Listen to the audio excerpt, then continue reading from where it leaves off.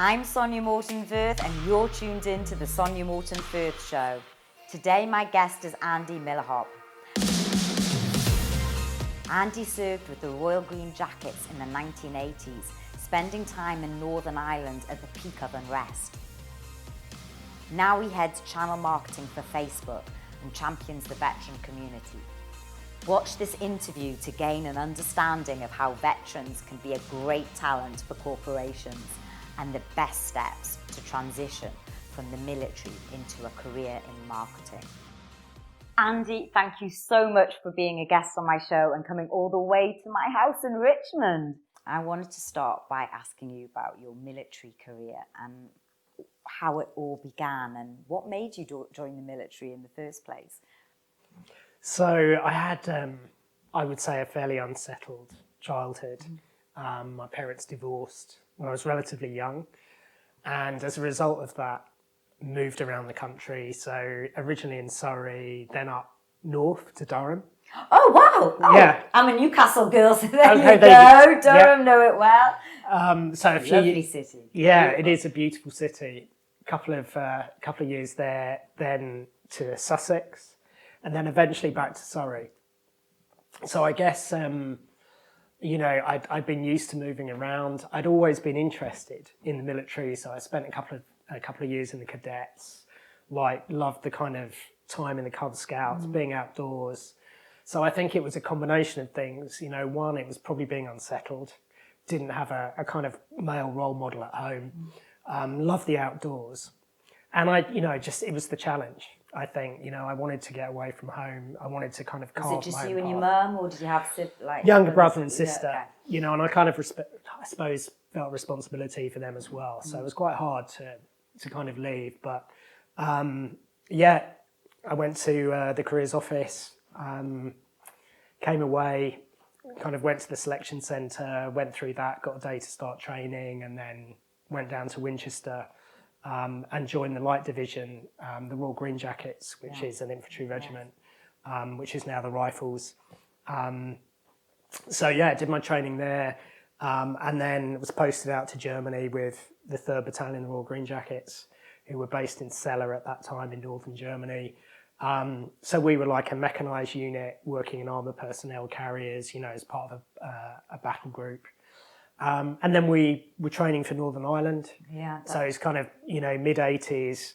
Now, I remember Northern Ireland. I don't remember, I wasn't there, but as a child, I remember on TV. But a lot of people, I think, that are maybe watching this might not remember Northern Ireland and what you went through. But certainly, I remember my dad used to live in London. I remember picking up the phone and going, God, there's a bomb gone off, and actually being frightened for my dad if anything happened to my dad. What was it like being an actual soldier in were you in Belfast? Yeah, we were in West Belfast in 84, 85. So as you'd imagine, West Belfast was a pretty... You don't look old. Sorry, Andy, you don't look old enough. I'm trying to work out the maths there. I can tell you afterwards. Too rude. But No, not at all. It was a pretty tough area, and my location was in between essentially the Protestant and Catholic or Republican communities. So it was pretty intense. When you think about the kind of support that the Provisional IRA had, when you think about the access to the kinds of weapons that they had, and the risk every time you left your location to go on a foot patrol, a multiple patrol, you'd normally be with the RUC. The threat of an IED or an attack through an RPG or a shoot, an ambush, they were pretty regular occurrences. And then you'd also have bombs being detonated. Sometimes you'd get called out to incidents like kneecappings, within the community. So, it was quite an intense period. It just seems so strange to think that was Northern Ireland. It's like next door to us. It's not the other side of the world. It's not Iran. It's not Afghanistan. It's not the Falklands. But it's literally it's literally there, right next to Yeah. us. And you are there in a war zone. And I think a lot of younger people may be looking at that thinking, wow, that they don't realise actually what was going on and the terror that must have. I mean, what was your sort of dark, do you remember the sort of, can you think of any of the sort of most challenging times there? I think when we had one of our battalion killed, so he was killed in an ambush on the turf lodge, which was a pretty notorious estate. And we had a couple of other guys that were also hit as part of that ambush. Sadly, Tim was killed and the other guys made a full recovery. So that was pretty difficult. And I remember actually when, because that was, I think, the 16th or 17th of October, 1984. And I remember when it came to Remembrance Sunday, which obviously was, literally a couple of weeks later, we had a service on the roof of North Howard Street Mill, which is where we were based. And I just remember the bugler playing the last post, and you could kind of hear it just echoing out, over Belfast. So that was like a very kind of moving, very moving moment. I suppose on the other side of it, one of the kind of surreal moments, and you mentioned, it's part of the British Isles, obviously. So occasionally we'd get to go into the city centre, which meant, at least one of us had to be armed normally with a 9mm pistol. So we had this kind of bizarre situation where it's totally bizarre. I mean, can you imagine it being Cardiff or Edinburgh or it's just it's really strange. But those of us that remember Woolworths and the pick and mix. I remember us going in. The pick and Do you mix. remember the pick I and remember mix? Woolworths. So I remember going into Woolworths, the pick and mix, like there's, a guy standing next to me with a concealed pistol, just thinking this is all a bit strange. But it's I think that's the thing that I really loved about the army. It wasn't so much the routine of kind of, of being in barracks and training. It was more about training for something and then actually going on an operational tour and doing the job for real. Did you suffer at all? Did you come out, when you came out of the army, had you suffered any post-traumatic stress or? I would say no. I think over the years, I think it's more, could there be some symptom, some, kind of symptoms, I mean, depression, anxiety, but I think, they could be partially from service, they could be from other kind of life events. I think the hardest thing for me was just, finding an identity again, because you have an identity, you are a rifleman or, a soldier, a sailor, an airman, and then you leave and, you've got to really think about who you are and then, find your identity again. That's actually really interesting. Well, because I wanted to come on to that. What was the transition like when you left the military and then going into civilian life? Because presumably the military was the first, you must have been. Yeah. Unless you were literally a baby. Yeah. The first thing that you did. You hadn't had a career before then. You went straight from school to the military. Yeah. So what was it like, or how did you cope coming out of the military? I think it's really tough. And, at the time, you literally handed your kit in.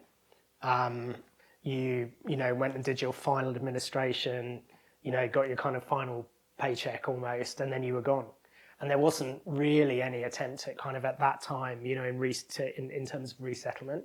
So there was no sort of career counselling, or have you thought about this skills, have you thought about these companies, nothing? No, like that. It was quite hard, and it took me quite a long time just to find something that, that I really wanted to do. And what year was this? So that would have been late 80s. Okay. Yeah. So I ended up working in publishing sales, and again it was just. Oh, sorry, I know it's publishing sales as well. So it's it's a dog eat dog. It's a dog eat dog job. And you're basically trying to sell advertising, display advertising in magazines to like some large companies. But it was quite interesting because I worked with some aviation clients, so kind of airlines, airports, big suppliers. So I got to go to the air shows, most years. So that was quite interesting. But I think I got to a point where I just thought there's got to be more to life than this. It's like there's no adrenaline, there's no kind of challenge, there's no real kind of fulfillment. I mean, yeah, you're Definitely no fulfillment. No. Other than, are they going to pick the phone up Exactly. or not put it down on me? Yeah. No, that's true. I did once have a client actually, so I worked on some construction titles for a bit, who literally threw me out of his office. So you kind of get used to handling that, that rejection. And not taking it personally. You have to have pretty broad shoulders sometimes. Yeah, you toughen up. Yeah, but but yeah, you've come from the military. Yeah, but and it was how strange is that? So, was that a challenge for you? I think, yeah. I mean, you kind of want to respond in a certain way, probably, but you have to kind of temper yourself a little bit, and sometimes just think about the situation and ultimately what you're trying to achieve with those clients, even though some of them I really didn't like, if I'm honest. But I got to a point where I just thought, I don't want to do this for the rest of my life. There has to be more. And my first marriage hadn't worked out. And I did a bit. And sorry, we did talk about this earlier. That's why you. That's why I left the army. Yeah. So it was actually a relationship. Yeah. I thought, this is the one, and what happened? Just I think, when you get married in the army, it's very everything's very regimented. Everything's very, very kind of clear and defined, and then. I think I was struggling to settle. Didn't really know what I wanted to do. That kind of put pressure, on our relationship. I don't think we wanted the same things. And there, you just get to a point where you can't resolve your differences. Can't resolve your differences. So you have to make a call on it. And again, I guess at that time there wasn't any offer advice like relationship counselling or anything. No, I mean, I suppose looking back at it, I probably could have gone to like the Royal British Legion or one of the charities, but I didn't. I think, we got to a point where we both realised it wasn't going to work, and we had to, make the best of it and move on. And I did a little bit of sport parachuting in the army. I just remembered I really enjoyed it, and I was looking for something. So it was a sport, it wasn't part of your sort of drill? Or no, it wasn't part of kind of military training at all. It was just, we got to go and do some sport parachuting at Bad Lippspringer, which was the Army Parachute Centre in Germany. And I really enjoyed it. And I just thought, hey, that would be really cool. So I started just researching it, and I thought actually I could do an accelerated freefall course, which is when you go from having never skydived to being a qualified skydiver, so you can jump on your own. So you miss out the static line. Yeah. So the kind of first level is when you leave the aircraft and you're being held by two instructors, and they're giving you hand signals, just to get your body position right, and they're telling you to look at your altimeter and telling you when to deploy your parachute. So I just love that, and I think what it was that was so cool about it is like I was just becoming part of this community of skydivers, which was really close, and it was almost like the army where you get people from every from every background, from up north, down south, so this skydiving, right? Yeah, and you all share the same passion. Exactly. Yeah. And that, so it, I realised, I felt I kind of found myself again. Yeah, I can see. So that sense, do you feel that sense of community that you had at the military was something that suddenly, when you'd lost that the skydiving community had sort of replaced? Yeah, absolutely. I mean, it was interesting because there were quite a few ex-military guys, that were involved as instructors and, jumpers and stuff. So that, so there was a connection there, but it was just such a great group of people from all different backgrounds. it just set me on this kind of journey where, you know, I ended up traveling, spending time in different countries, working in the you know, the adventure tourism industry, which I absolutely loved. And you ended up doing, as I remember reading, 3,000 skydives. Yeah. A majority was that you were in New Zealand. In New Zealand, yeah. So in New Zealand, I was working for a wonderful couple, Dave and Jules Hall, that previously owned Tandem Skydive Wanaka. So Wanaka is just north of Queenstown. It's on the fourth largest lake. And if you can imagine, you've got kind of Mount Aspiring National Park in the background. It's this incredible. I've never been to New Zealand. You've got to go. It's like, yeah, it's incredible. And we kind of turn up in the morning at the airfield. You know, we get our first customers. We'd meet them, put their harness on, they'd watch the video, we'd take them to the plane, we'd jump in, go up to... Any accidents? No. Because you sort of assume by the amount of times you skydive, you might have had some sort of incident. Yeah, I think, you know, a lot of people do end up deploying their reserve parachute, you know, because they have an issue with their main parachute. I've actually never had a reserve ride in all of that time, so I was very lucky. I did have a German guy that was actually on his honeymoon, and when the parachute opened, obviously I could talk to him again, and I said to him, "Are you all right?" And I could see his cheeks filling up. Oh no! So I just said to him, "Look, I'm going to turn the canopy, and as I turn, I'm going to tap you on the shoulder, just let it out." Yeah.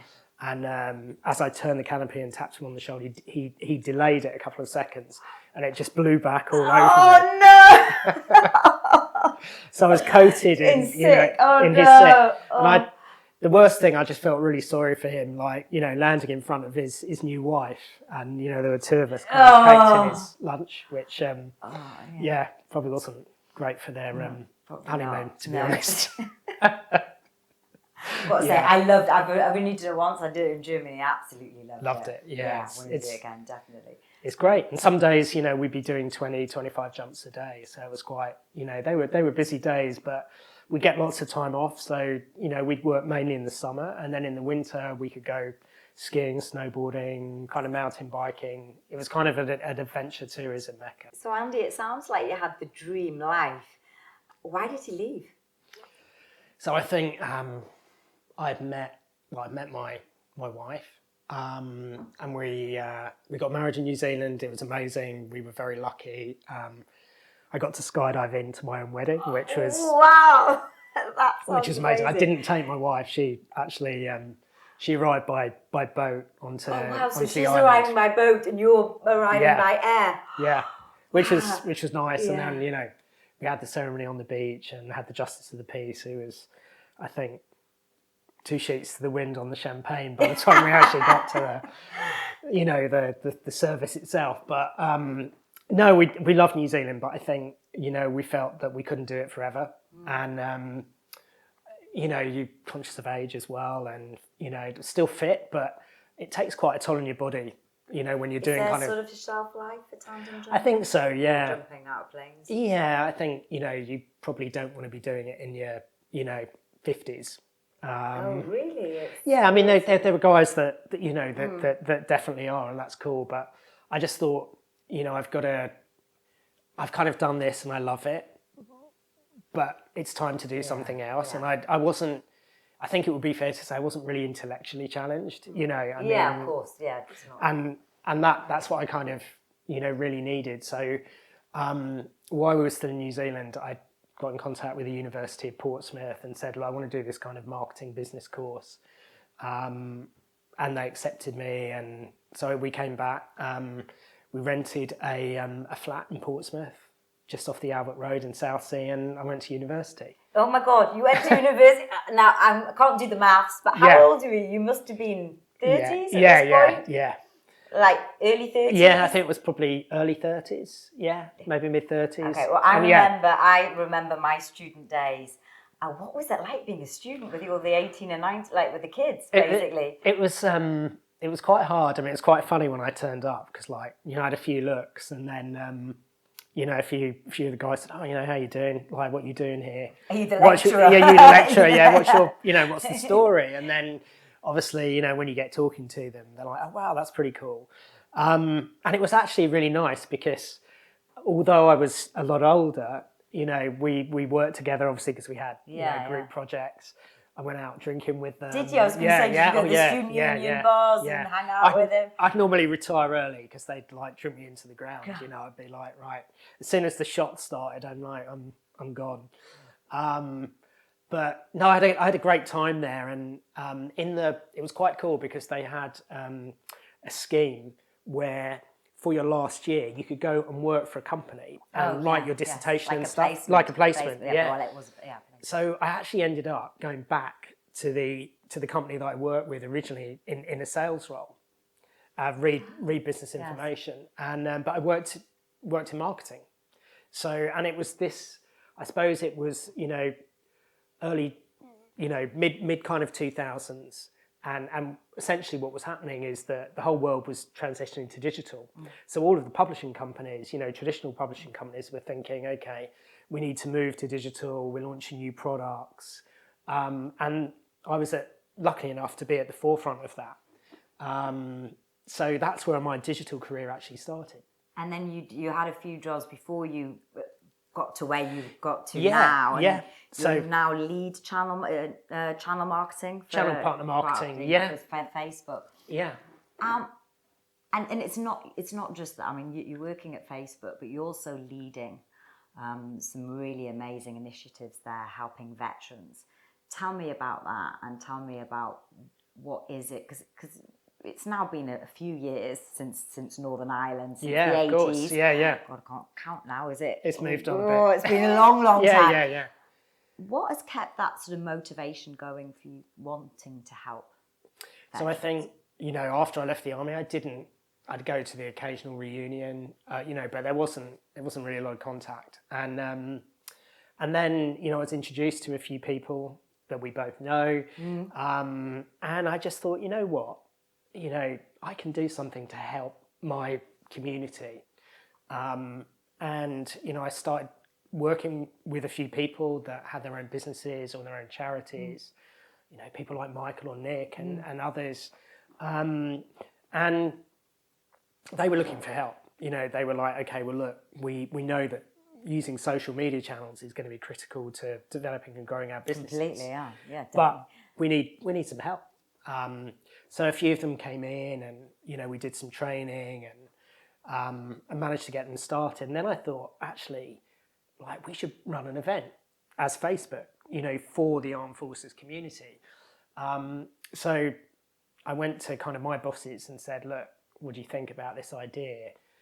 And I'll be honest, I thought... I was going to say, was it taken well? Yeah, or? They loved it. And they were like, yeah, absolutely. And credit to, to the people that really got behind it. And actually they were like, yeah, let's do it. And I worked with this fantastic team. We put together what we call Boost with Facebook for the armed forces community. And I think we had, around 300 people attend. It was at Central London, really nice venue. And, some great speakers and some great sessions. And so the morning was more inspirational. And then the afternoon was more training. And it was just, it was a great success. We ran another one later in the year. And actually what was interesting is that Mark Zuckerberg, he picked up on it. He'd heard about the event. Okay. And so we do exist over in England. And actually that's great, because when Mark hears about things that he's passionate about, and he wanted to get closer and do more for the veteran community in the US, so he loved the idea, and said to Nick Clegg, right, let's do this in the US. Oh wow! Yeah. So piggybacking off the back of your idea. Yeah. That's amazing. So it's great. Tell me, isn't there? Obviously, we talk about inclusion and diversity, and there are stats that companies have to meet in terms of obviously gender, race, blah, blah. Is there any statistics that say you have to employ a certain amount of veterans back into a corporate? Because it's a good question. Thought there should be, right? You've given your life for your country, surely our corporations and our economy should be supporting the people that are going to serve for us. But hey, that's just my opinion. Is there anything in... It's quite, it's a great question, Sonia, and it's quite a complex area, which I've spent quite a lot of time looking into with some of our kind of diversity team. And in the US, it's very different because they have the Veterans Administration, and we do, I think our US workforce is about 3% veterans, which is great, which is pretty good. Yeah, you know, I mean, we're making progress. But then when you come to the UK, obviously we don't have an equivalent of the Veterans, the Veterans Administration. We have the Ministry of Defence, and I think, you know, there aren't. We don't have to track or report. We're not able actually to track or report things like diversity or veteran status. The only thing that actually we have to track and report is gender today. So, and even that gets a bit confusing. can be definitely. So that, you know, that's an interesting one because we want to hire more veterans at Facebook. Of course, and, you know, there are lots of companies now that are starting to run veteran schemes. You know, so I hope that's something that we will evolve over time. But what is it that you think makes veterans or people that have served good, either employees, actually not just employees, entrepreneurs? I mean, I've met, they make fantastic entrepreneurs. Yeah, amazing. But in terms of, I guess, marketing wouldn't naturally be something you would think of. I guess if you're coming out of the military, and I've obviously interviewed a lot of vets, they've tended to go into the sort of private security area first, corporate security. Yeah. But marketing, cyber yeah, absolutely. I think this was why, you know, so we realised that there was a big demand, big need for kind of digital education and training, and there was a certain amount we could do with Boost. And then with my basically kind of partner, a guy called Simon Harmer, who's a wonderful guy, who has, you know, done it again a lot for the community. Simon and I realised it would be, you know, an opportunity to actually to do something. So we set up Mike Alpha. Mike Alpha. Where did you get the name Mike Alpha? Well, I was trying to work that out. Yeah, it was just, you know, it was kind of, we were thinking about kind of marketing academy. Yeah. And then, you know, we thought about the phonetics, Mike Alpha. It's something that kind of catches, you know. Yeah. So that's where it came from. And then, you know, we set that up, and the aim of that is really twofold. One, it's to help veterans become aware of the opportunity in marketing, and particularly digital marketing as a career option. And then the second thing is to help veteran-owned businesses and entrepreneurs. And you're right, you know, I've had the privilege kind of to meet a lot of entrepreneurs that, you know, are veterans or spouses that are setting up these businesses that are really super smart, super passionate. They just need some direction in terms of, like, this is how to actually plan and structure your marketing. So you really understand your audience, you're able to create content to really engage them. You know, how do you measure it properly? So it's almost like giving them foundations to build on. And, you know, your question about what makes veterans and, you know, and spouses good kind of entrepreneurs or employees. And I just think, you know, we're used to problem solving. We're used to working under pressure. You know, we're used to just getting on and doing the job. And there's lots of soft skills in terms of, you know, how we work with people, how we lead, all of those things. Do you think it's a mindset? Because I'm obviously part of everything that I'm doing in interviews. It comes down to mindset, whether you're trying to get a better body, whether you're trying to grow your business, whatever. Like, it's this mindset. And I guess having served, you have a certain mindset. Yeah. Do you think that's part of it as well? I do, yeah. I think, you know, I think most people that have come from the military community or the armed forces community definitely have a mindset, you know, and you probably hear people saying, let's just crack on. Yeah, You know, yeah. let's get stuff done, which is definitely a mindset from the military. You know, it's like, how do you just get stuff done? How do you solve problems? How do you deal with complexity? And it really brought it home to me. I was talking to a veteran, and we were talking about complexity, and he was saying, well, yeah, but I think about being in Afghanistan, where I'm trying to control my platoon who are, you know, coming under fire. I'm talking to HQ on the radio. I'm talking to fast air, who I need to basically drop munitions on a target. And I'm doing all of this while there's kind of bullets, you know, literally rounds flying over my head. So, you know, we are used to managing kind of that kind of complexity in pressurized situations, you know, and making the right decisions. And I think, you know, we put people first. I think actually, you know, a lot of veterans are very kind, compassionate people. Yeah, I absolutely agree. Having met a lot now, I absolutely agree. And you know, not that you've got the determination, the willpower to succeed and do things. Yeah. What does the future hold for you?